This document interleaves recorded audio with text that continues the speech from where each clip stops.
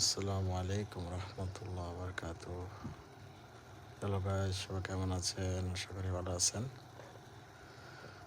আমি এখন বর্তমানে ওমান একটু মাস্কেট থেকে দূরে আছি। সোর অন্য ডিস্ট্রিক্ট, তো এখানে তালাবাতের কাম চলছে। তো এখানে পার্টি ছিল, অনেক বড় পার্টি, তাই ওখানে আসলাম এক সপ্তাহের জন্য। তো আজকের রেসিপিটা হলো গুগলি রাইস, মাটন, মাশওয়াই এবং ফিশ ফ্রাই, সালাদ, ফ্রুট, ইত্যাদি ইত্যাদি।